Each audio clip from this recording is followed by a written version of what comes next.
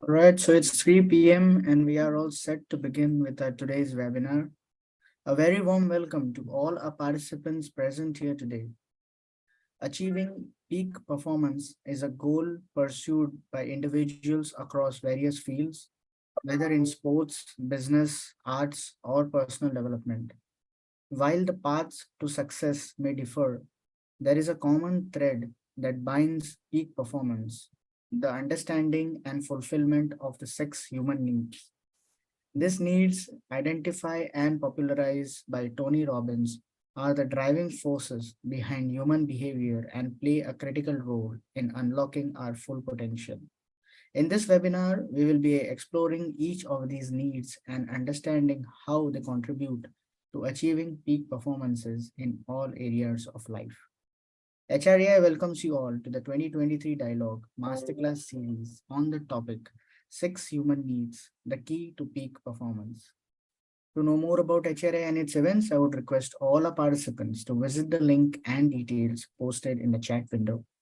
I request all the participants to kindly follow the webinar guidelines mentioned in the chat window. It would be great to have all the participants' feedback. We will be running a poll before the Q&A session. I request all the participants to kindly give your feedback on the session. I now take the privilege to introduce our esteemed speaker for today, Ms. Malika Rao, mindfulness speaker and life coach, holistic wellness expert. A mindfulness speaker, an internationally certified happiness coach, Vipassana and Tai Chi practitioner, Malika brings 16 years of learning and experience in holistic, a fascinating blend of ancient Eastern wisdom and modern Western science. Her signature approach to mindfulness helps audience control negative thoughts, reduce stress and anxiety. Through her keynotes, coaching, and workshops, Malika has touched over 8,000 lives. You can follow her on LinkedIn. The link for the same has been shared in the chat window. Now, without wasting much time, I will hand over the platform to Ms. Malika. Over to you. Thank you so much, Faisal. And thank you, everybody, for being here. How are you all doing? Put it in the chat box. Hi there. How do you open the chat window? Okay. Message box is there in the bottom. Okay.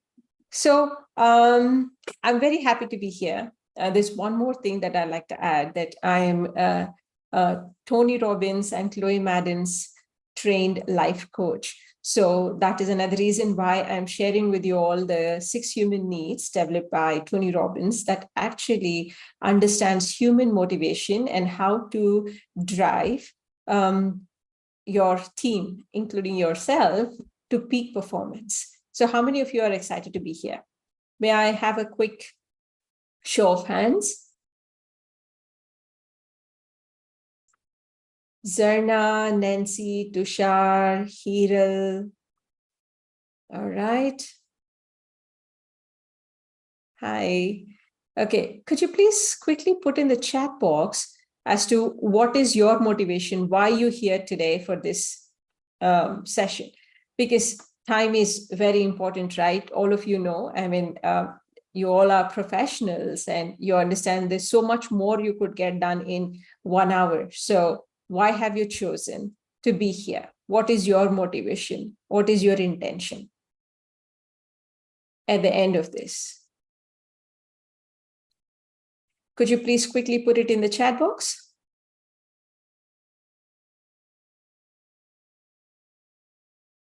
Faisal, can you please help me here? I'm unable to see any messages. Yes, we are getting messages. They must be typing. So we have received one from Sham Gaur saying improve performance overall. All right, so till the rest of the people, you have to message and let me know you're in this so that we can move this forward. And the reason I'm saying this is because this intervention, this masterclass that I'm talking about is actually experiential. That means there is going to be a lot of interaction and there is going to be a lot of question and answer. And there's a lot of exercises that I'll help you do to understand your own, identify your own human needs, what drives you, and how can you utilize them to achieve your results. And for some reason, if you're not able to pay attention to this class, then maybe you could join the next class. You're welcome to leave so that you can use that time to do something else. All right.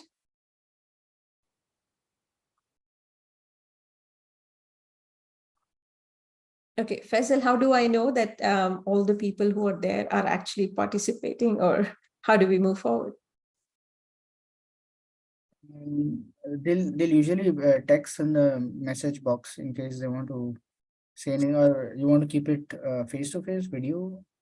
How is it? A video would be nice, and also if people are seriously participating, then at least to answer and say I'm here, that would help. Yeah, because most of them are in the office. It will be difficult to do through video, but yeah, message wise, message they can do, right? Okay, fine. So I'll just wait. We'll wait for some time till people respond and confirm that they're in the meeting.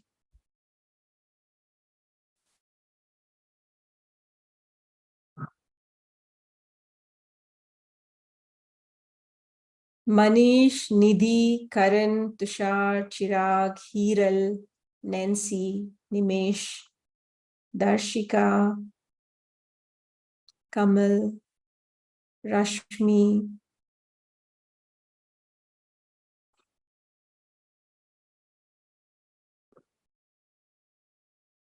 Janik says, you're ready. Fantastic. Thanks for the response. May I request the rest of you to respond, please? And this is actually a suggestion given by my own teacher that don't speak to dead audience. It's better off you save your energy. So I just want to make sure that you're invested and you're right here so that I can take you all through this exercise. Because if this is just a monologue, then I'm not prepared for monologue. This is not a monologue event. Okay, Hiral says she's ready. Fantastic. Chirag, very good. Karan, very nice. Very good. Hi, fantastic. So quickly, please put in the chat box, what is your intention? What is that you want to learn in the next 1 hour from here? Sham, thank you so much for responding. You said improve performance overall. That's great. Rest of you, may I request you all to put what is that you want to gain from this masterclass?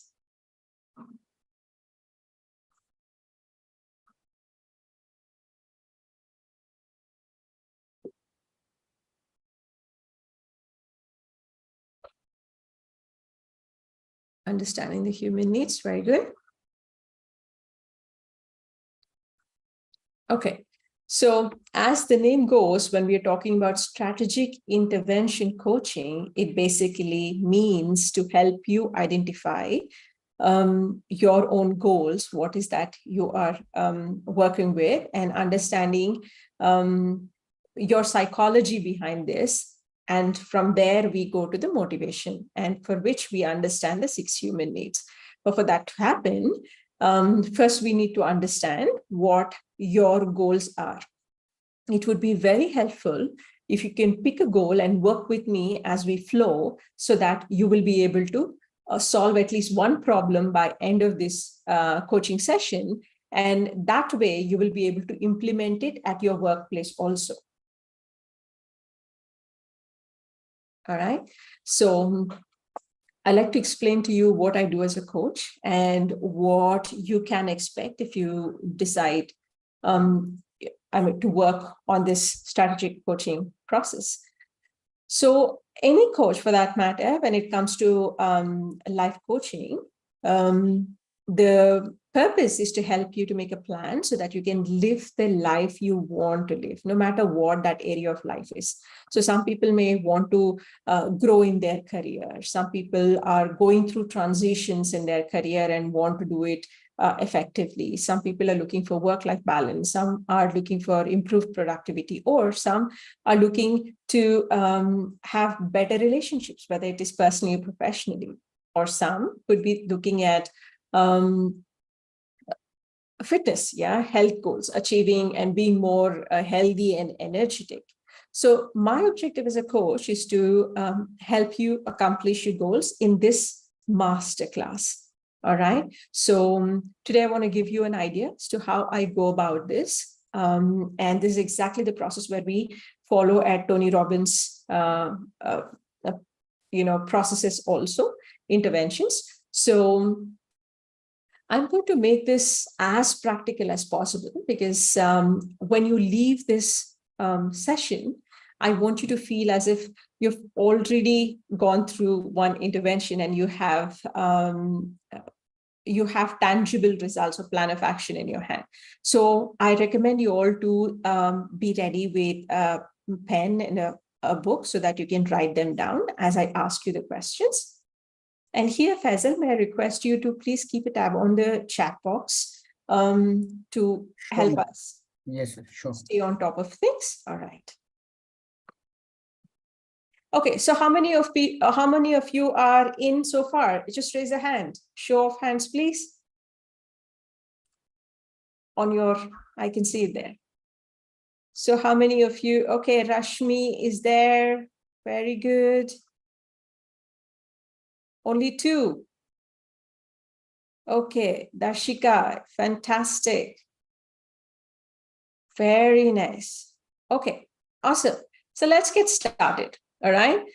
So now that you have a pen and paper handy, I want you to write a few words or sentences about what you want your life to be like 5 years from now.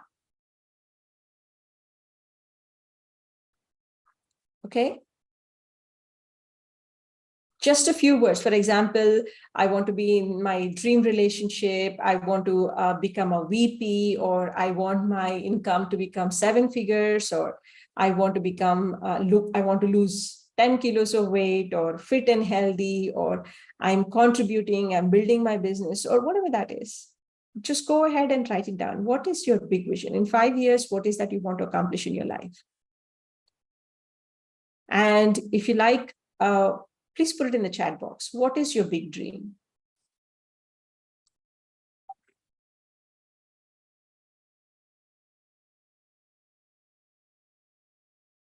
Okay.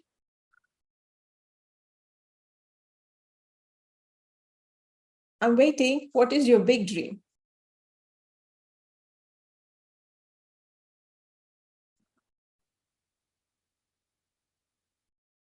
All right. Travel by road across India. Okay. All India. Very nice. Being able to help people as much as possible. That's wonderful, Faisal.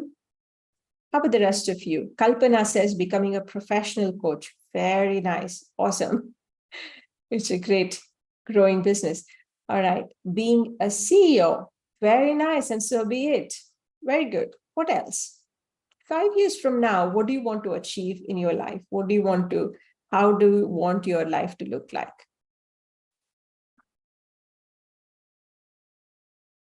All right. Now, just a few words, I want you to tell me, for your life to be the way you want it 5 years from now, what has to happen 1 year from now? Go ahead, write it. In order for you to become the CEO of a company in 5 years, what has to happen in 1 year? Okay, someone says always be happy. Fantastic. We're going to come there too. But what is your tangible goal?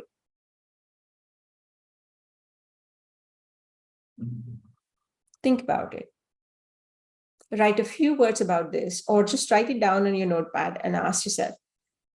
For example, if you want to have lose 20 kilos, or if you want to become the manager or a VP of a company, whatever that is. Now think for a moment, for your life to be the way you want it 1 year from now, what has to happen this month?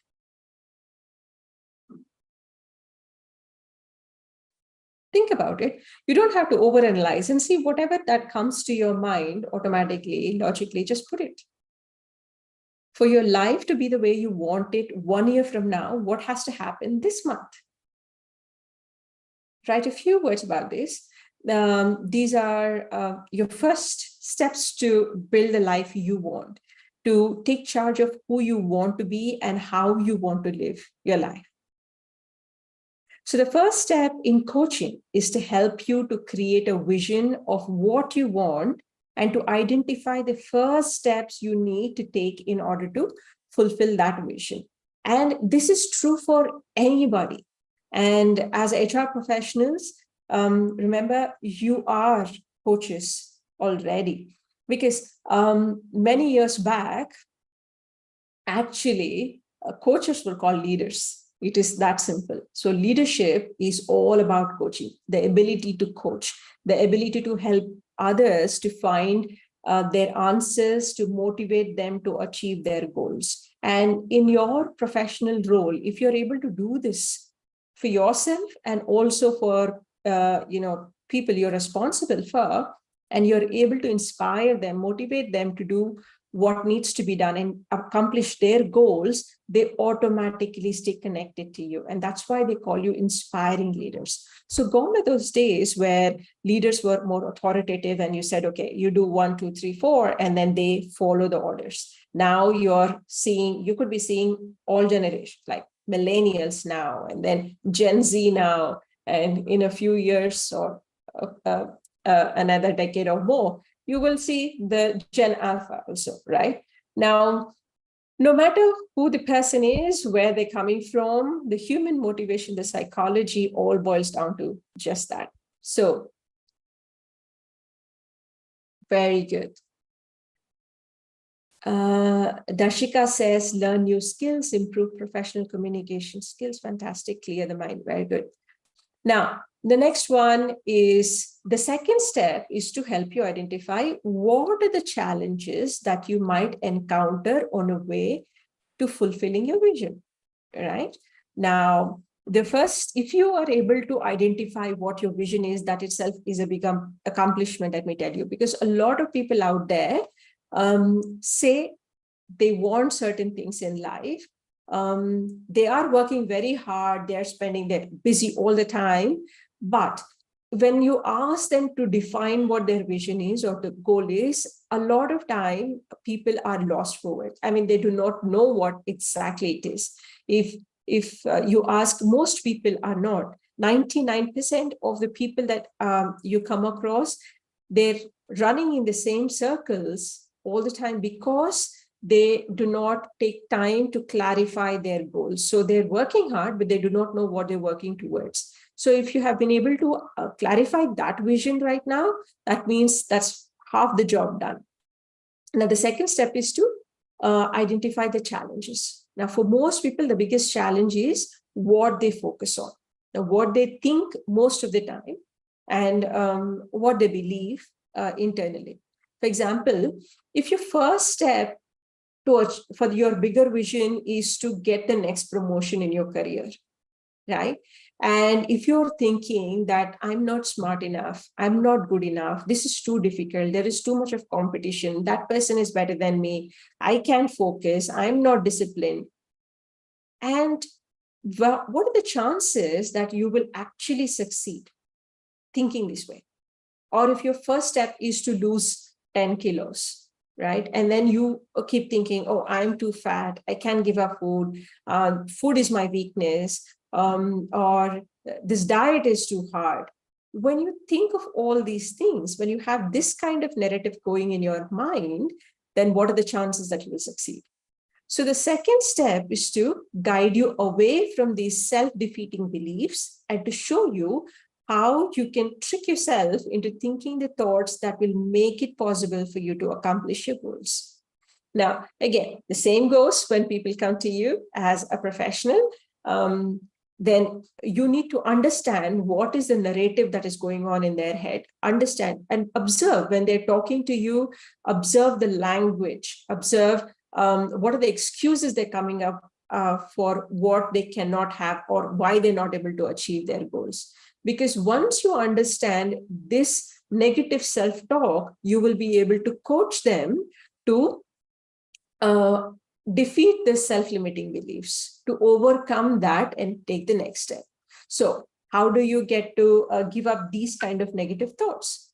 And it is easy because often these ideas have been ingrained for years and even programmed into us by our parents, our teachers, the society, sometimes outside of our own awareness, right? But the truth is that it's not that difficult. All that it takes is to have a consequence that involves pain or unpleasantness, so that you would you would much rather give up the thoughts than than experiencing the consequences. So sometimes you need to understand what are the consequences of thinking this way and being in that stew. Now, let me give you an example. A client of mine who she was struggling to grow in her business. And she was in the business for the past 5 years. She's a solopreneur, and she was not able to move forward on her getting the kind of business that she's capable of. She's got all the potential. She had a great product, great service as well, but she's unable to actually close deals. So when we worked with her, and when I worked with her, I understood that one of the deterrents is that she was not pro networking. That means that she was not comfortable speaking to new people, new prospects, and then she would always push somebody else in the forefront to take care of it. Now, whether it is your business, whether you're going to be talking about your own career or your promotion, you are the best person to talk about why you're so good at what you do and why do you deserve the next promotion, or why do you deserve this business. So together we sat down to understand what are her self-limiting beliefs. And then she would say, oh, I'm a working mom, I don't have that kind of time, it is very difficult to reach out to people, these conversations go into circles, I need to meet multiple times to convince people, and so on and so forth. So once you look at the problem, and I understood it is not actually the problem itself, because her product is fantastic, service is fantastic. She has amazing communication skills, but the reason she's not able to create the kind of results is because of all the excuses she's coming up with. And we all do that, right? We have goals, and then we come up with a lot of excuses why we can't accomplish that. And that's where we came down to understand and create a strategic plan for her that actually works for her, makes it more effortless. So once she actually understood that, and then she built certain systems, marketing systems and sales systems that actually does half the job, where she does not need the human intervention. Only when people are coming to the table for the whether or not to sign the deal, that's where she shows up. And before that, she would put all that information in the systems. And that actually created a lot of space for her and a lot of time for her. And it also saved her a lot of money. But by the time it actually got to the table, she was really interested in closing the deal, because her goal is actually to get the business and she loves making that kind of money. So that was her motivation. So the point I'm trying to make is that you need to understand what are the limiting beliefs that are actually holding you back. And once you open your awareness and your consciousness, you actually understand, and you will be able to mitigate that risk and change that experience. So now take a moment to think, what are your limiting beliefs? When you think of all these things that you have mentioned here, that I want to be happy. So what is stopping you from being happy? If you want to start saving money, what is stopping you from saving money? What are your thought processes about money, right? So I'm going to give you a minute to understand your limiting beliefs. So write them down. You don't have to put it in the chat box. So it is your personal. So think about it.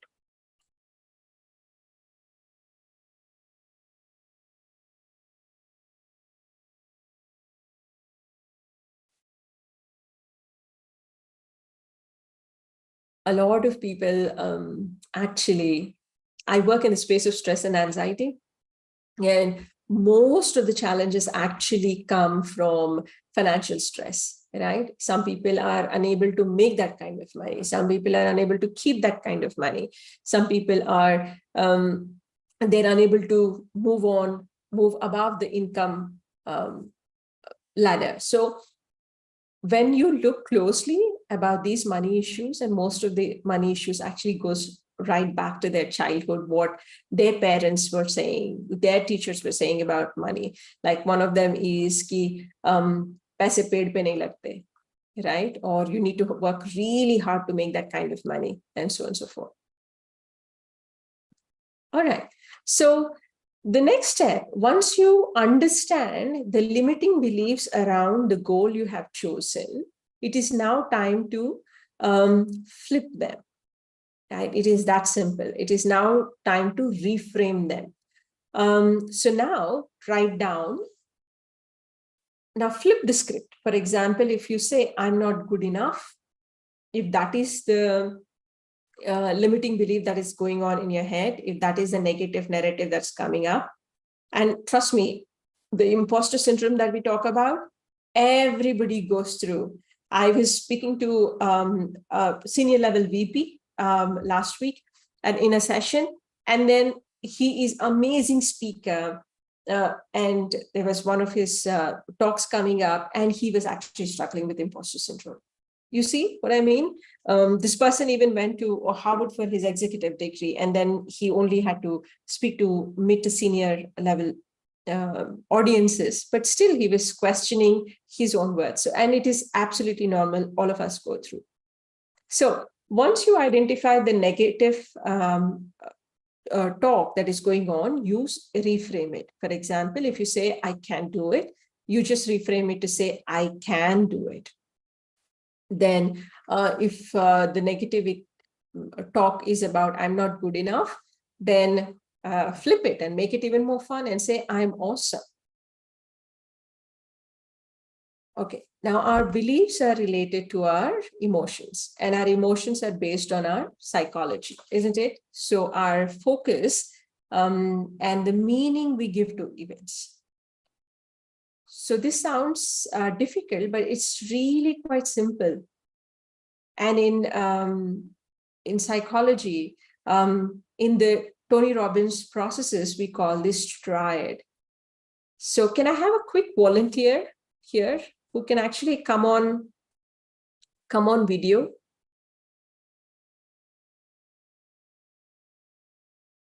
Any volunteer who can come on video?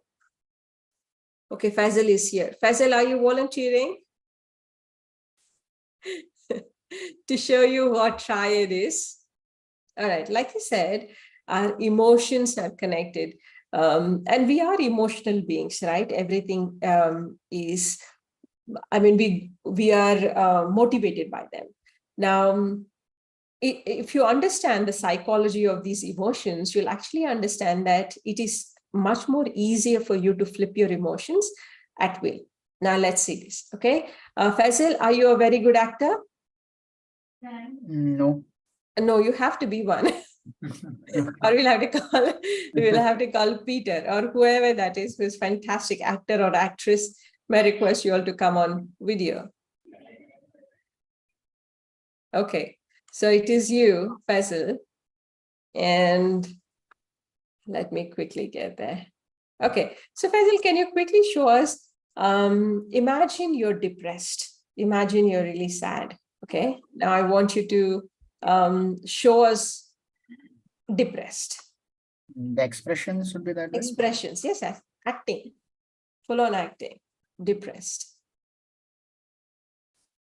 All right. Come on, sit. Very good. The shoulders should drop. So okay, very good.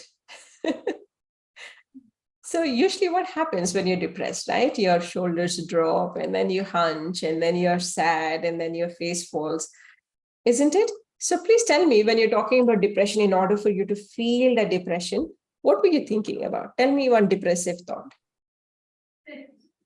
me?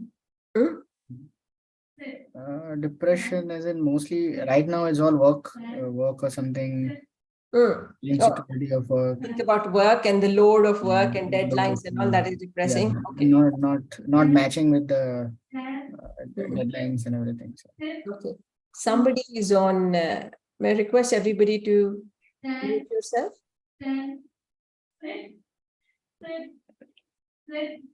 Maybe it's better.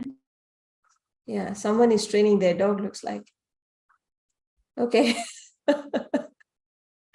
All right. So what do we see when we're talking about depression is that you look at anybody who's going through a difficult emotion, you usually see their body language and it is kind of droopy and then down and hunch, and then their face is quite blank and a long face and things like that. And if you actually tune in and understand what they're thinking, it is what they focus on also, right?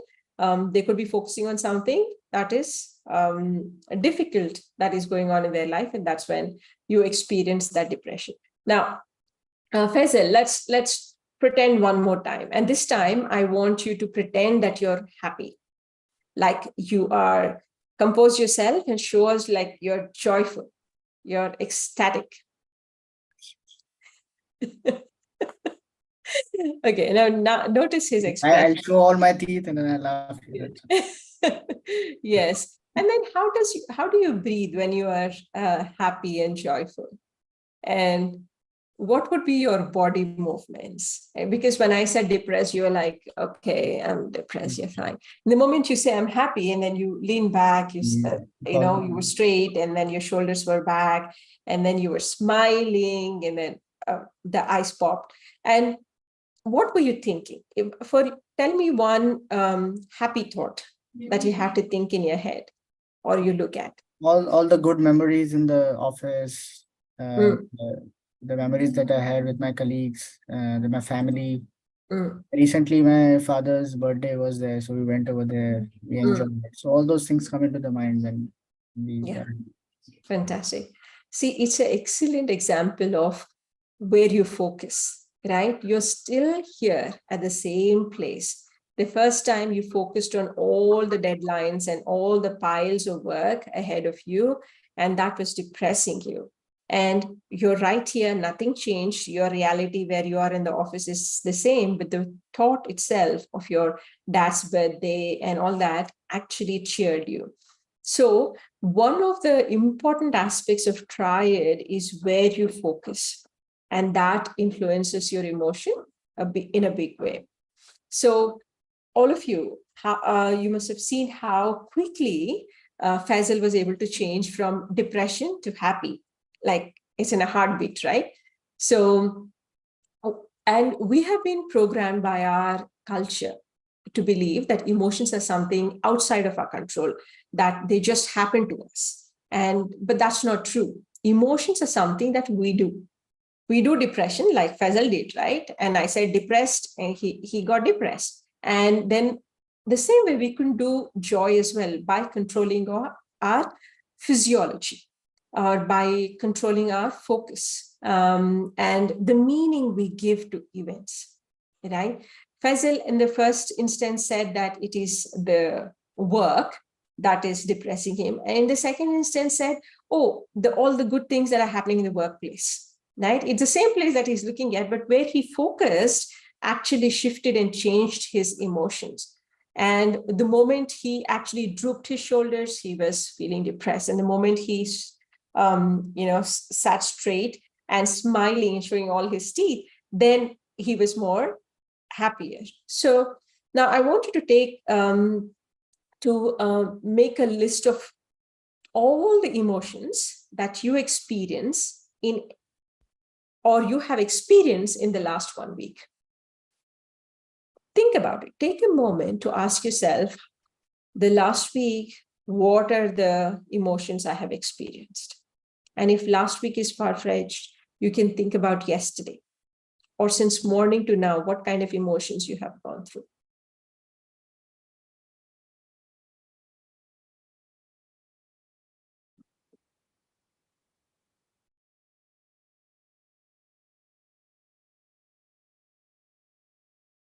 All right. In the interest of time, you see, when we start writing these emotions, most people write down about 6 emotions. Research has proven that people write at the most 6 to 9 emotions. But in reality, a human we experience over 34,000 emotions in a lifetime. But we tend to understand and write only a few emotions, and then we experience the same emotions over and over again, and that's why they become so familiar to us. So who would like to share their list of emotions that they've experienced since morning? Anybody has written that? For me, I think, yeah, anger, happiness was there. I was upset with some work. So all the 3 emotions. Okay, fantastic. Happy. Then is that the only emotion you have experienced since morning or since yesterday?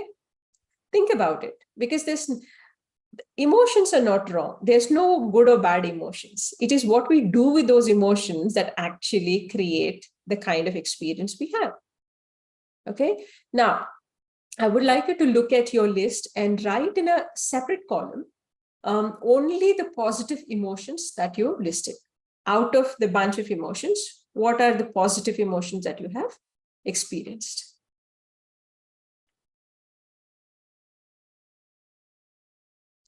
So now reorganize these positive emotions in order of importance to you.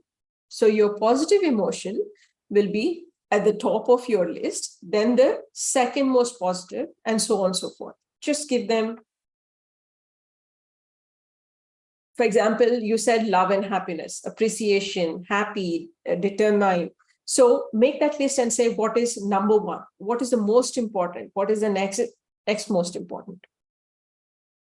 And then take your 2 most positive emotions and write down 3 things that have to happen for you to experience that emotion. For example, if you say happiness, and if you have identified happiness as your topmost emotion, what has to happen for you to experience that happiness, right? You could say, I need to speak to my friend, or I'm happy when I go on a holiday, or I'm happy when I get a bonus, whatever that is for you. So what has to happen for you to experience joy or love or peace? 3 things that have to happen. Playing with my brother, fantastic. All right. You see, if you actually look at and understand what are the 3 things that has to happen for me to experience the happiness, you would actually see that we create rules that determine what emotions we experience, right?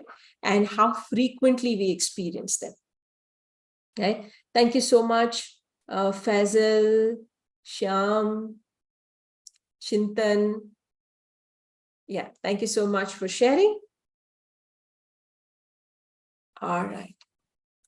So this is where we're going to be creating, we're going to be understanding the human emotions, the 6 key emotions that we all want to experience, just like Maslow's hierarchy, right? There's certain hierarchy of needs that need to be met in order for us to feel for our well-being. The same way, there are certain psychological needs all of us have in order to experience well-being. And when we are in the space of well-being, or when we feel that we are happy, we're joyous, our productivity and performance automatically improves, because happy people are productive. It's not the other way around, right? So I'm going to be sharing with you 6 human needs that will help you determine, that help you motivate people to peak performance. How many of you are still here? Raise your hands.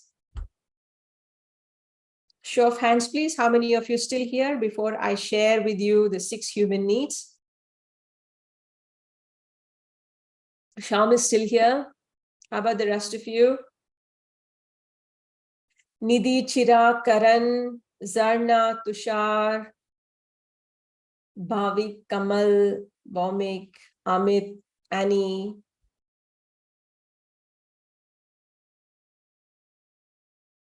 Okay, fantastic. All right. The first human need is the need for certainty. Now, we want to feel safe, and we want to avoid pain and feel comfortable in our environment and in our relationships. And every individual needs to have some sense of certainty and security, right? A roof over the head, or knowing when the next meal is coming, or will the next meal come, or where it's coming from, or knowing how to obtain care or health care when you're sick, or knowing that or your neighbor won't attack you, right?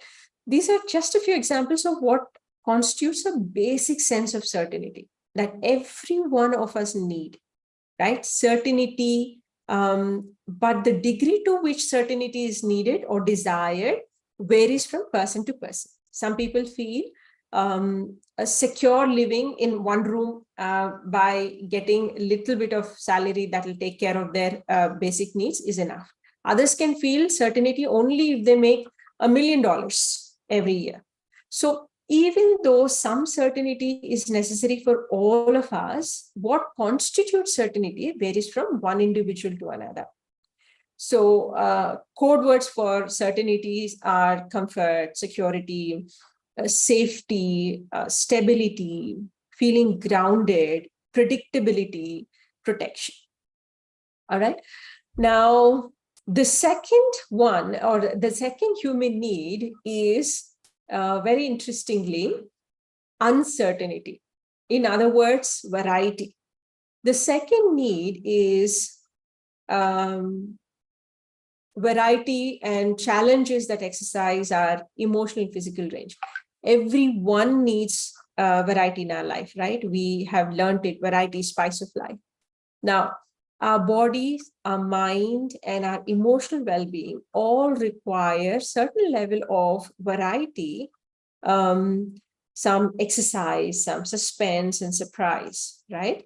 Just as a sense of security is reassuring, so the excitement that comes from variety is necessary to feel alive, right?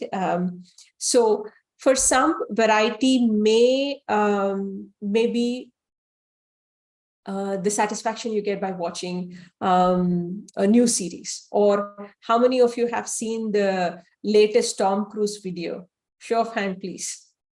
How many of you seen Tom Cruise's latest video? All right. Very good. I also raised my hand. Okay. Yeah. So some people get that kind of variety and adrenaline rush by jumping off the cliffs, right? Like Tom Cruise does. And for others, maybe extreme sports also could bring variety. So the code words for uncertainty or variety are a little bit of fear, thrill, and some kind of risk, change, entertainment, suspense, exertion, and again, surprise, and sometimes conflict, and sometimes crisis also. So they bring, and that's the reason you actually see that fear induces certain level of excitement also. If you understand the energy, both the energies of fear and excitement are absolutely same on an energy scale. It's just that the story we tell is going to be different. So because on a bodily level, on a chemical level, both the energies are same. The next one, the next human need is significance. Now, every person needs to feel important, needed, and wanted, isn't it? And if you're an HR professional, you'll understand this better than anybody else. Employees need to feel appreciated and significant in order for them to continue to work. So significance comes from comparing ourselves to others in our quest for significance, we are always involved in questions of superiority and inferiority. So it is hot, cold. In the absence of hot, you can't tell what cold is, right? It is a principle of reference. You need a reference point. So we can feel significant because we have achieved something, built something, succeeded at something, or we can seek significance by tearing someone down or something or somebody, right? So in its positive aspects, significance leads us to raise our standards, yeah, to really push ourselves out of the comfort zone and achieve something. But if we are overly focused on significance, we will have trouble truly connecting with others. Like comparison focuses on differences rather than commonalities, isn't it? So for some, significance comes from providing for the family or for others, contributing, or from doing meaningful work. Some need to make a major contribution to the community, or some require considerable wealth. Some people achieve a sense of significance by a failure also, by being the worst at something, because that's when you get some importance and attention by the loved ones, or having low self-esteem, because then you get a lot of sympathy and pity. So whatever the measure of significance, a sense of being important is necessary to all of us, to all human beings, right? So here the code words for significance would be importance, attention, appreciation, standards, and the negative one would be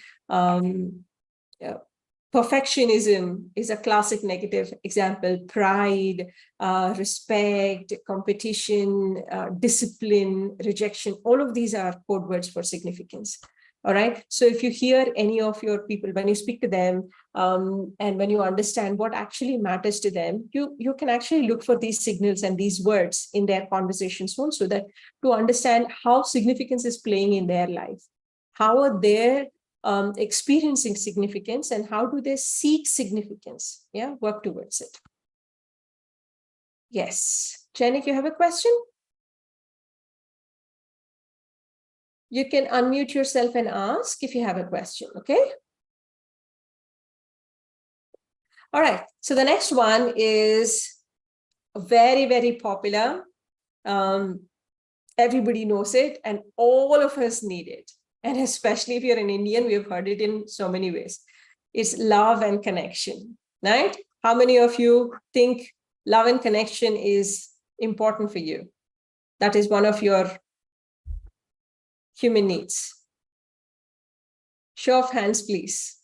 All right, very good. Okay. Okay. So the fourth need is for the experience of love and connection. Everyone needs connection with other human beings, and we are social beings, and everyone strives for and hopes for that love. So an infant needs to be loved and cared for during for a long period of time in their childhood, yeah, for the child to develop normally. And infants who are not held or touched, they perish. I mean, the chances of them not surviving is much more higher. So this need for love continues throughout our lives.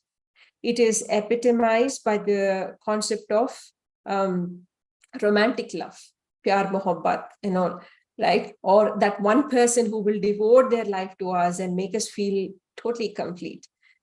We have heard that many a times, isn't it? In some cultures, romantic love doesn't exist. It's replaced by the love of relatives or friends or tribe, or being part of the community. Some people rarely experience love, but they have many ways of feeling connection with others in the community or in the workplace. So the need to be loved is characteristic to all human beings. And the code words for love is for connection, of course, togetherness, companionship, or passion, or unity, or warmth, or teamwork, or tenderness. It could be any of these. So, all right, any questions so far?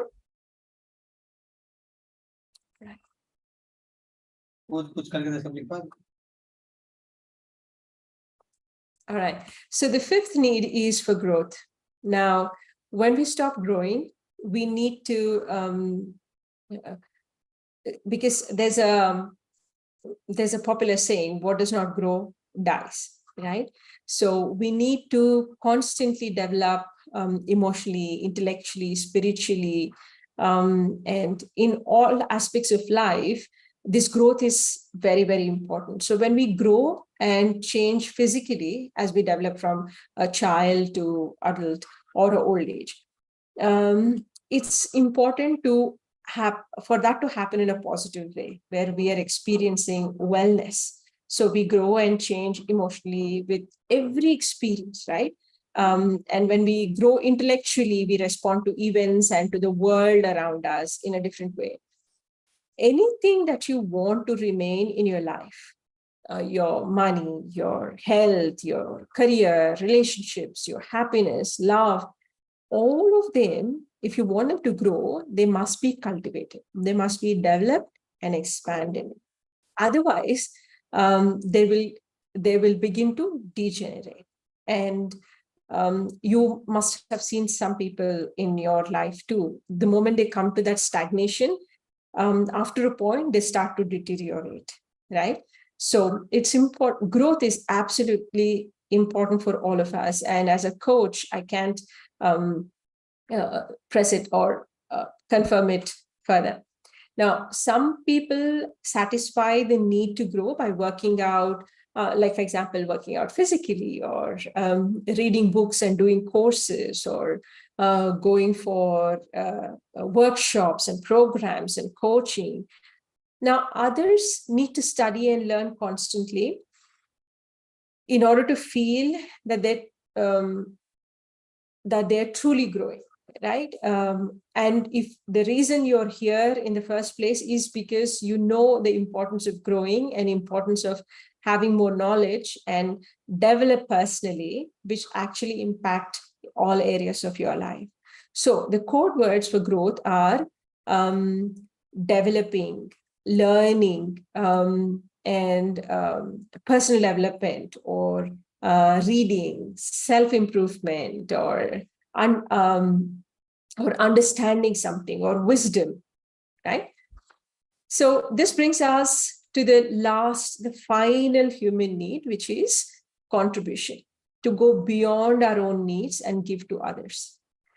A life is incomplete without actually serving others. The sense that you're contributing to the society, to others in a positive way, isn't it? It is the innate human nature to want to give back, to leave a mark on the world. So look at any person who is peaceful, happy, and joyful and successful. After a point, they just want to give it back to the society. It is actually people who are miserable who want to acquire more and more, because there is a deep sense of lack in them. But the moment you come to that, you'll actually realize that in giving, there is a lot of contentment. There is a lot of joy in giving. So giving to others may mean giving time to your family, friends, your community, or making a charitable donation, or planting trees, or giving to taking care of your children, and so on and so forth. So not only can everyone contribute in some way, because no matter where you are and what is going on in your life, there is always something we are all capable of giving, right? Sometimes it could be as simple as smiling at a stranger, right? This contribution, as per Tony Robbins, is one of the most essential aspects in order to experience fulfillment and happiness. And the code words for this contribution is giving, sharing, helping, supporting, guiding, teaching, or friendships, or making a difference. So now I would like you to look back to all these 6 human needs I have listed and write it in the order of your preference. What do you think is most important to you? So start with 1, 2, 3, number it that way. So you'll be able to identify what are the most important human needs that you have. What are the most important human needs you need to experience in order to experience well-being?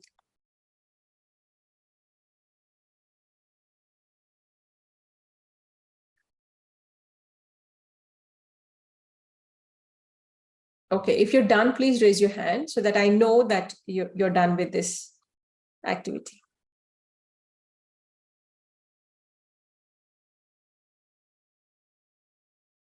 All right. Thank you. So now, if you look again in all the 6 human needs, the first 4 needs are certainty, variety, love and connection, and significance, isn't it?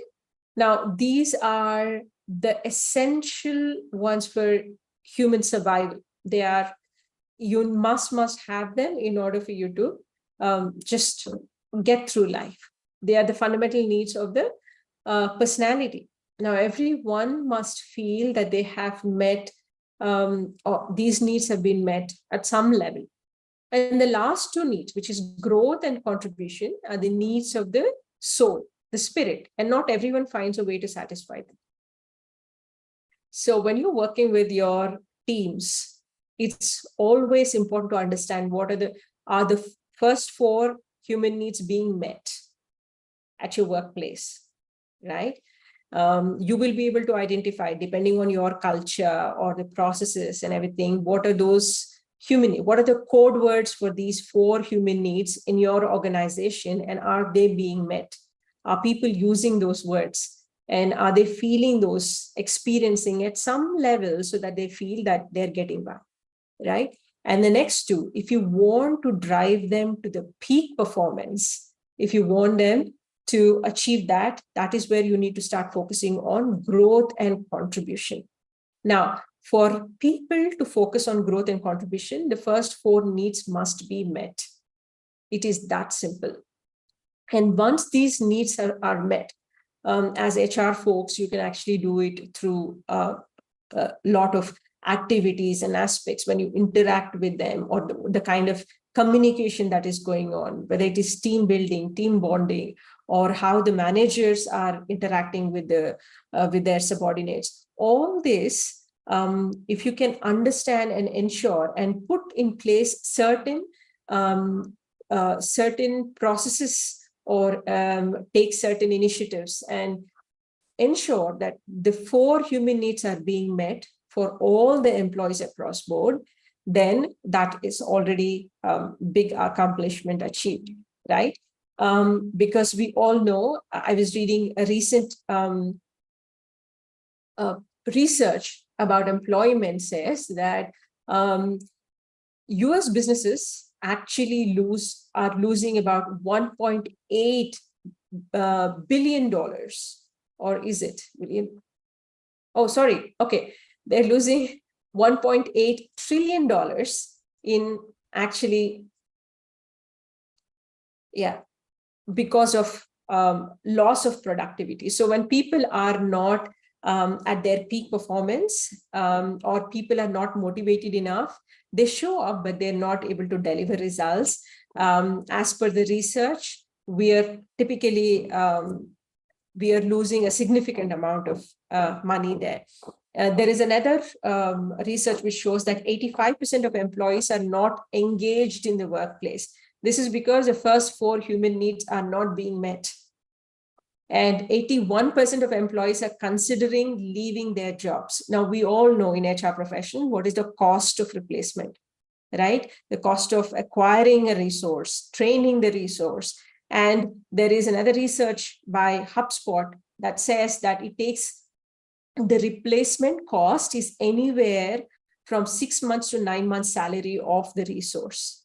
So every time you lose somebody, we all understand, right? For some new person to come into the system, adjust and come to that productivity level, it is going to take them anywhere around 6 months. Research also says that about 69% of employees say they don't feel committed at the workplace, and they don't feel that they're appreciated at a workplace, right? This is what we're talking about, love and connection. So you look at any research papers, or you'll actually see at the bottom of it, you will be able to read the code words. By understanding these 6 human needs designed by Tony Robbins, you'll be able to understand that what is that one need that is not being met. And by simply meeting that need, you will be able to improve the productivity, and thus improve the peak performance, help the employees arrive at the peak performance. All right. So I hope this has helped, and you have identified your own needs, whether it is personally or professionally. And it's important to understand, are those needs being met, and how you're meeting those needs also, right? Like at the beginning, I was telling you, you can meet those needs with growth and positively or negatively. The same happens. Also understand the employees in your organization, are they meeting these needs in a positive way or negative way? If they're doing it in a negative way, then it is directly impacting your performance. If it is not today, it is tomorrow, but it is going to have that ripple effect. It is so when you run initiatives that actually help to positively create this or meet these needs, you will be able to create a better culture that is going towards productivity. So I hope this masterclass has been helpful, and you will be able to manage yourself and others better. If you have any questions, please let me know.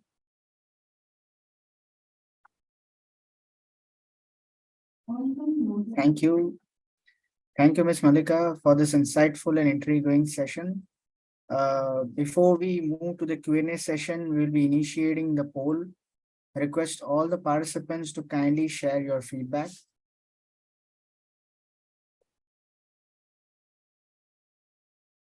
While doing so, request all the participants to kindly post their questions in the chat window. Once again, I thank all our participants for joining our session today. We have received a lot of inquiry on e-certificates offered by HRAI. You can claim your certificate by sharing your details, name, and session attended in an email to the email ID provided in the chat window. Please ensure you do this by the end of this month. We will email the e-certificates to you based on the details received.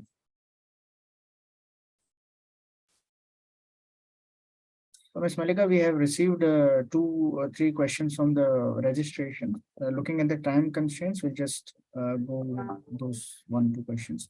The first one is, what is the significance of balance in meeting the 6 human needs, and how can an imbalance in these needs lead to challenges in achieving the peak performance?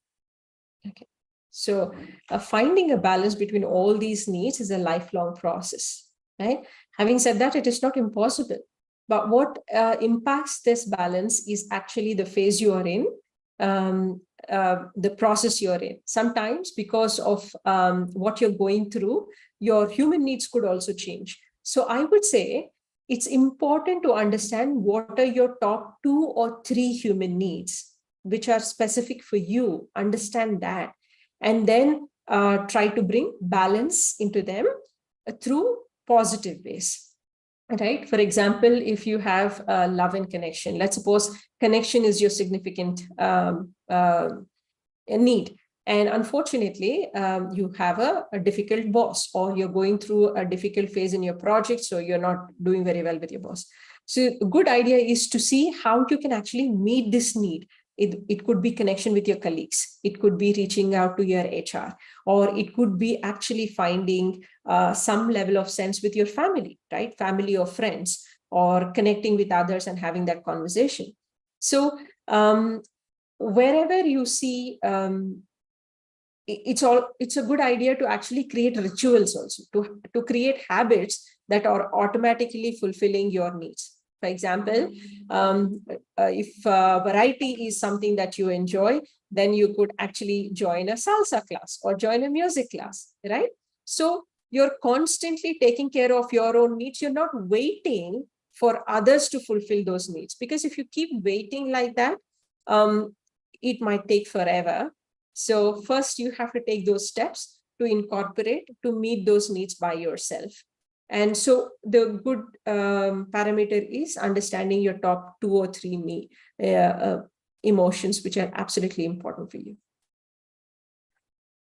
Thank you, Ms. Malika, for this detailed answer. The second question is, can the 6 human needs be universally applied to all cultures and society, or are there cultural variations in how these needs manifest? Absolutely. It can be met across the cultures and societies. And Tony Robbins actually uses this, and he does so many shows, so many places, workshops and all. And this can be applied anywhere and everywhere. I have worked with teams also with the same human needs. And are there any cultural variations how these needs manifest? Is was the second question. Yeah, absolutely. So there's certain variations it can be. Like, for example, if you're talking about connection, if you go to in a personal life, what do you call it? Giving a hug when your friend is feeling down, but you may not be able to do the same thing at work, right? So it could be as simple as touch, right? Some things are not acceptable in the situation you're in. So always being mindful of the culture also matters. And understand that's the reason HR professionals have such a significant role to play in this process, because they will be able to set the standards and articulate how people can meet their needs in a positive way without crossing the line. So that is a challenge, or that is an opportunity for the HR professionals. Very rightly said, Ms. Malika. Thank you for answering all the questions so beautifully. Your engaging presence and insightful content made the webinar a resounding success, leaving a lasting impression on all the attendees. Before we conclude with today's session, we would also want to thank our event partners, Geisha, NASCOM COE, Talgro, TLE, and WICCI for supporting these HRAI events. To know more about them, request you to kindly visit the link provided in the chat window. Thank you once again, dear speaker and our participants, for joining us today. Do join us for our next masterclass tomorrow on 27th of July, 2023 at 3 p.m. That's it from our today's webinar. See you soon. Stay safe, take care, and bye for now. Thank you, Ms. Malika. Thank you, everyone. Have a wonderful evening. Thanks, HRAI, for this opportunity. I thoroughly enjoyed. I always enjoy your sessions. Absolutely. Thank you. Bye. Take care.